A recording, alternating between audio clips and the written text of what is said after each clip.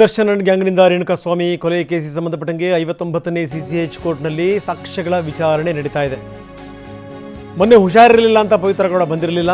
Video conference ಮುಖಾಂತರ ಇವತ್ತು ಹಾಜರಾದರು. ಈ ಸಂದರ್ಭದಲ್ಲಿ ಹುಷಾರಿರಲಿಲ್ಲ ಅನ್ನುವಂಥ ಮಾತನ್ನು ಅವ್ರು ಹೇಳಿದರು. ಹುಷಾರಿಲ್ಲ ಅಂದರೆ ಯಾಕೆ ಬರ್ತೀರಿ, ರೆಸ್ಟ್ ತಗೊಳ್ಳಿ ಅಂತ ಜಡ್ಜ್ ಸಲಹೆ ಕೊಟ್ಟರು.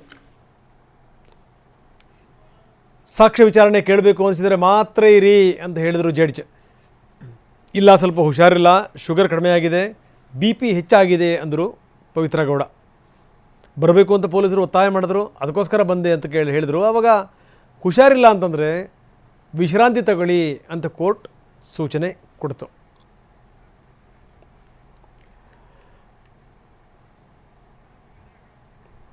ಇದು ಸಂಗತಿ. ಹುಷಾರಿಲ್ಲ ಪವಿತ್ರ ಗೌಡಗೆ ಅನ್ನುವಂಥ ಕಾರಣಕ್ಕೋಸ್ಕರ ಅವ್ರು ಬಂದಿರಲಿಲ್ಲ. ಆದರೆ ಇವತ್ತು ಹಾಜರಾದರು. ಅದನ್ನೇ ಹೇಳಿದ್ರು, ಹುಷಾರಿರಲಿಲ್ಲ ನನಗೆ ಅಂತ. ಹುಷಾರಿರಲಿಲ್ಲ ಅಂತಂದರೆ ಯಾಕೆ ಬಂದ್ರಿ, ರೆಸ್ಟ್ ತಗೊಳ್ಳಿ ಅಂತ ಹೇಳಿದರು ಜಡ್ಜ್ ಸಾಹೇಬರು. ಇಲ್ಲ ನನ್ನ ಪಡೆ ನಾನು ರೆಸ್ಟ್ ತಗೋತಾ ಇದ್ದೆ, ಆದರೆ ಪೊಲೀಸರು ಬರಲೇಬೇಕು ಅಂತಂತಂದರು, ಅದಕ್ಕೋಸ್ಕರ ಬಂದೆ ಅಂದರು ಪವಿತ್ರ. ಏನು ಹಾಗೇನಿಲ್ಲ, ಸಾಕ್ಷ್ಯ ವಿಚಾರಣೆ ಕೇಳಬೇಕು ಅಂತ ಅನಿಸಿದ್ರೆ ಮಾತ್ರ ಇರಿ, ಇಲ್ದಿದ್ರೆ ಹೋಗಿ ರೆಸ್ಟ್ ತಗೊಳ್ಳಿ ಅಂತಂದರು ಜಡ್ಜ್.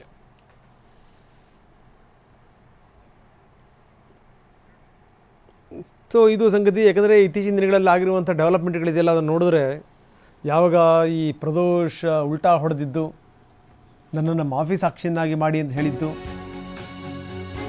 ಅದಾದಮೇಲೆ ದರ್ಶನ್ ಕೂಡ ಚಿಂತಾಕ್ರಾಂತರಾಗಿದ್ದಾರೆ.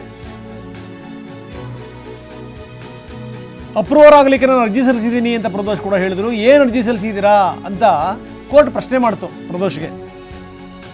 ಅಪ್ರೂವರ್ ಆಗಲಿಕ್ಕೆ ನಾನು ಅರ್ಜಿ ಸಲ್ಲಿಸಿದ್ದೀನಿ ಅಂತ ಹೇಳಿದರು ಪ್ರದೋಷ್. ಇದು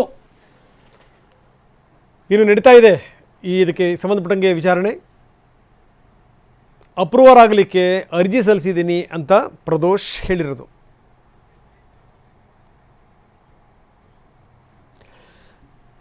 ಬರೀ ನಮ್ಮ ಹಿರಿಯ ಪ್ರತಿನಿಧಿ ರಮೇಶ್ ನಮ್ಮೊಂದಿಗೆ ಈಗ ನೇರ ಸಂಪರ್ಕದಲ್ಲಿದ್ದಾರೆ. ರಮೇಶ್, ಇವತ್ತು ನೋಡ್ತಾ ಇದ್ದೀವಿ ದರ್ಶನ್ ಕೇಸಿಗೆ ಸಂಬಂಧಪಟ್ಟಂಗೆ, ಕೊಲೆ ಕೇಸಿಗೆ ಸಂಬಂಧಪಟ್ಟಂಗೆ ಇವತ್ತಿನ ಡೆವಲಪ್ಮೆಂಟ್ಸ್ ಏನು ಕೋರ್ಟಲ್ಲಿ? ರಮೇಶ್. ರಂಗನಾಥ್, ಬಹಳ ಮಹತ್ವದ ಡೆವಲಪ್ಮೆಂಟ್ಸ್ ಈಗ 59ನೇ CCH ಕೋರ್ಟ್ನಲ್ಲಿ ಆಗ್ತಾ ಇದೆ. ಈ ಹಿಂದೆನೇ ಪ್ರದೋಷ್ಗೆ ಕೋರ್ಟು ಕೆಲವೊಂದು ಪ್ರಶ್ನೆಗಳನ್ನ ಕೇಳಿತ್ತು, ಇದಕ್ಕೆಲ್ಲ ಸಹಿ ಮಾಡಿರೋದು ನೀವೇನ ಅನ್ನೋದನ್ನ ಎನ್ಕ್ವೈರಿ ಮಾಡಿತ್ತು. ಅದಕ್ಕೆ ಅವರು ಉತ್ತರ ಕೊಟ್ಟಿದ್ರು. ಇವತ್ತು ಕೂಡ ಕೋರ್ಟ್ ಮುಂದೆ ಅಂದರೆ ವಿಡಿಯೋ ಕಾನ್ಫರೆನ್ಸಿಂಗ್ ಮುಖಾಂತರ ಪ್ರದೋಷ್ನನ್ನು ಹಾಜರುಪಡಿಸಿದಾಗ ಇವತ್ತು ಜಡ್ಜು ಮತ್ತಷ್ಟು ಪ್ರಶ್ನೆಗಳನ್ನು ಕೇಳಿದ್ರು. ಯಾಕೆಂದರೆ ಇದು ಯಾವುದೇ ಒತ್ತಡದಿಂದ ಕೊಟ್ಟಿರುವಂಥ ಹೇಳಿಕೆ ಅಲ್ಲ, ಮತ್ತು ಆತ ವಾಲಂಟ್ರಿಲಿ ಸ್ವಯಂ ಪ್ರೇರಣೆಯಿಂದ ಈ ಹೇಳಿಕೆ ಕೊಟ್ಟಿದ್ದಾರೆ ಅಂತ ಕನ್ಫರ್ಮ್ ಮಾಡ್ಕೊಳ್ಳೋದಕ್ಕೋಸ್ಕರ ಕೆಲವೊಂದು ಪ್ರಶ್ನೆಗಳನ್ನು ಇವತ್ತು ಕೂಡ ಜಡ್ಜ್ ಕೇಳಿದ್ರು. ಆ ಸಂದರ್ಭದಲ್ಲಿ ಪ್ರದೋಷ್ ಎಲ್ಲದಕ್ಕೂ ಕೂಡ ಉತ್ತರವನ್ನು ಕೊಟ್ಟಿದ್ದಾನೆ. ಮತ್ತು ಜೊತೆಗೆ ಕೋರ್ಟು ಪ್ರದೋಷ್ನ ಆಂಟಿಸಿಡೆಂಟ್ಸ್ ಅಂದರೆ ಆತನ ಹಿನ್ನೆಲೆ ಏನು, ಆತನ ಕ್ರಿಮಿನಲ್ ಬ್ಯಾಕ್ಗ್ರೌಂಡ್ ಏನೇನಿದೆ ಅನ್ನೋದ್ರ ಬಗ್ಗೆ ತಿಳ್ಕೊಳ್ಳೋದಕ್ಕೆ ಕೂಡ ಐಒಗೆ ಸೂಚನೆಯನ್ನು ಕೊಟ್ಟಿದೆ. ಐಒ ರಿಪೋರ್ಟ್ ಇನ್ನೂ ಬರಬೇಕಾಗಿದೆ. ಅದು ಬಂದ ನಂತರ ಕೋರ್ಟು ಈ ಬಗ್ಗೆ ತನ್ನ ಆದೇಶವನ್ನು ನೀಡುತ್ತೆ. A14 ಪ್ರದೋಷ್ನ ಮಾಫಿ ಸಾಕ್ಷಿಯನ್ನು ಒಪ್ಪಬೇಕಾ ಬೇಡವಾ, ಮತ್ತು ಮಾಫಿ ಸಾಕ್ಷಿಯಾಗಿ ಆತನನ್ನು ಪರಿಗಣಿಸಬೇಕಾ ಬೇಡವಾ ಅನ್ನೋದನ್ನು ಕೋರ್ಟ್ ನಂತರ ತೀರ್ಮಾನ ಮಾಡುತ್ತೆ. ಇವತ್ತು ಬಹಳ ಮುಖ್ಯವಾಗಿ ಕೋರ್ಟ್ ಕೆಲವೊಂದು ಪ್ರಶ್ನೆಗಳನ್ನು ಕೇಳ್ತು. ನೀವು ಅದನ್ನು ಏನು ಬರೆದಿದ್ದೀರಾ ಅಂತ ನೀವು ಓದಿದ್ರಾ, ನೀವು ಓದಿ ಸಹಿ ಹಾಕಿದ್ದೀರಾ ಅಂತ ಹೇಳಿದ್ರು. ಅವಾಗ ಹೌದು, ಅದರಲ್ಲಿ ಇರೋದೆಲ್ಲ ಸತ್ಯ ಇದೆ, ನಾನು ಓದಿ ಸಹಿ ಹಾಕಿದ್ದೀನಿ ಅಂತೇಳಿ ಪ್ರದೋಷ್ ಉತ್ತರ ಕೊಟ್ಟಿದ್ದಾನೆ. ಜೊತೆಗೆ ನೀವು ಅದರಲ್ಲಿ ಏನೇನು ಬರೆದಿದ್ದೀರಾ ಅಂತ ಹೇಳ್ಬೋದಾ ಸಂಕ್ಷಿಪ್ತವಾಗಿ ಅಂತೇಳಿ ಜಡ್ಜ್ ಪ್ರಶ್ನೆ ಮಾಡಿದ್ರು. ಆ ಸಂದರ್ಭದಲ್ಲಿ ರೇಣುಕಾಸ್ವಾಮಿ ಹತ್ಯೆ ನಡೆದಿದ್ದು, ಜೊತೆಗೆ ಅದರಲ್ಲಿ ನನ್ನ ಪಾತ್ರ ಏನು, ಬೇರೆಯವ್ರ ಪಾತ್ರ ಏನು, ಎಲ್ಲವನ್ನು ಕೂಡ ನಾನು ಅದರಲ್ಲಿ ಬರೆದಿದ್ದೀನಿ ಅಂಥೇಳಿ ಪ್ರದೋಷ್ ಉತ್ತರ ಕೊಟ್ಟಿದ್ದಾನೆ. ಜೊತೆಗೆ ಇದರಲ್ಲಿ ನೀವೇನು ವಿದ್ಯಾಭ್ಯಾಸ ಮಾಡಿದ್ದೀರಾ ಅಂದಾಗ ನಾನು MBA ಫೈನಾನ್ಸ್ ಓದಿದ್ದೀನಿ ಅಂತೇಳಿ ಪ್ರದೋಷ್ ಉತ್ತರ ಕೊಟ್ಟಿದ್ದಾನೆ. ಅದೇ ರೀತಿ ಜಡ್ಜ್ ಕೇಳ್ತಾರೆ, ನೀವೇನು ಕೆಲಸ ಮಾಡ್ತಿದ್ದೀರಾ, ಏನು ಮಾಡ್ತಾಯಿದ್ರಿ ಈ ಘಟನೆ ಆಗೋದಕ್ಕೆ ಮುಂಚೆ ಅಂದಾಗ ನಾನು ಖಾಸಗಿ ಕಂಪ್ನಿಯಲ್ಲಿ ಕೆಲಸ ಮಾಡ್ತಾ ಇದ್ದೆ ಅಂತ ಹೇಳ್ತಾನೆ. ಜೊತೆಗೆ ಈ ಅರ್ಜಿ ಹಾಕಿರೋದ್ರ ಗಂಭೀರತೆ ನಿಮ್ಗೆ ಗೊತ್ತಾಗಿದೆಯಾ ಅಂತ ಕೇಳಿದಾಗ ಹೌದು ನನಗೆ ಗೊತ್ತಾಗಿದೆ ಅಂತೇಳಿ ಹೇಳ್ತಾನೆ. ಜೊತೆಗೆ ನೀವು ಇಲ್ಲಿ ಬಂದು ಸತ್ಯವಾದಂಥ ಅಂಶಗಳನ್ನೇ ನೀವು ಕೋರ್ಟ್ಗೆ ಹೇಳಬೇಕಾಗತ್ತೆ ಅನ್ನೋದು ಗೊತ್ತಿದೆಯಾ ನಿಮಗೆ ಅಂತೇಳಿ ಜಡ್ಜ್ ಪ್ರಶ್ನೆ ಮಾಡ್ತಾರೆ. 100% ಗೊತ್ತಿದೆ ಅಂತೇಳಿ ಈಗ ಪ್ರದೋಷ್ ಉತ್ತರವನ್ನು ಕೊಟ್ಟಿದ್ದಾನೆ. ಜೊತೆಗೆ ನಾನು ಯಾವುದೇ ರೀತಿ ಒತ್ತಡದಿಂದ ಅಥವಾ ಬೆದರಿಕೆಯಿಂದ ಈ ಒಂದು ಪ್ರಭಾವದಿಂದಾಗಿ ನಾನು ಈ ಹೇಳಿಕೆಯನ್ನು ಕೊಡ್ತಾ ಇಲ್ಲ, ಸ್ವಯಂ ಪ್ರೇರಣೆಯಿಂದ ಹೇಳಿಕೆಯನ್ನು ಕೊಡ್ತಾ ಇದ್ದೀನಿ ಅಂತೇಳಿ ಪ್ರದೋಷ್ ಉತ್ತರವನ್ನು ಕೊಟ್ಟಿದ್ದಾನೆ.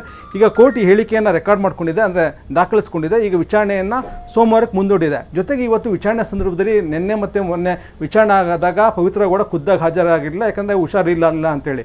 ಇವತ್ತು ಪವಿತ್ರ ಗೌಡ ಕೋರ್ಟಿಗೆ ಅಂದರೆ ಏನು ವಿಡಿಯೋ ಕಾನ್ಫರೆನ್ಸಿಂಗ್ ಮುಖಾಂತರ ಹಾಜರಾಗಿದ್ದರು. ಆ ಸಂದರ್ಭದಲ್ಲಿ ಜಡ್ಜು ಅವ್ರನ್ನ ಕೂಡ ಪ್ರಶ್ನೆ ಮಾಡ್ತು, ನೀವು ಹುಷಾರಾಗಿದ್ದೀರಾ, ಹುಷಾರಾಗಿ ಇಲ್ಲದೇ ಇದ್ದರೆ ನೀವು ರೆಸ್ಟ್ ಮಾಡ್ಬೋದು ಅಂತೇಳಿ. ಆ ಸಂದರ್ಭದಲ್ಲಿ ಪವಿತ್ರ ಗೌಡ ಇಲ್ಲ ನನಗೆ ಪೊಲೀಸರು ಹೇಳ್ತಾ ಇದ್ದಾರೆ ನೀವು ಕೇಳಲೇಬೇಕು, ವಿಚಾರಣೆಯನ್ನು ಆಲಿಸಲೇಬೇಕು ಅಂತ ಹೇಳಿ ಒತ್ತಡ ಆಗ್ತಾ ಇದ್ದಾರೆ ಅಂತ ಹೇಳ್ತಾರೆ. ಆಗ ಕೋರ್ಟ್ ನಿಮಗೆ ಹುಷಾರಿಲ್ಲ ಅಂದರೆ ರೆಸ್ಟ್ ಮಾಡಿ ಅಂತೇಳಿ ಸೂಚನೆಯನ್ನು ಕೊಟ್ಟು ಈಗ ವಿಚಾರಣೆಯನ್ನು 24ನೇ ತಾರೀಕು ಮುಂದೂಡಿದೆ. ಅವತ್ತು ಪ್ರದೋಷ್ನ ಒಂದು ಮಾಫಿ ಸಾಕ್ಷಿ ಅರ್ಜಿಗೆ ಸಂಬಂಧಪಟ್ಟಂತೆ ಕೋರ್ಟ್ ಆದೇಶ ನೀಡುವ ಸಾಧ್ಯತೆ ಇದೆ. ರಂಗನಾಥ್. ಓಕೆ, ಧನ್ಯವಾದ ರಮೇಶ್ ತಮ್ಮೆಲ್ಲ ಮಾಹಿತಿಗೆ.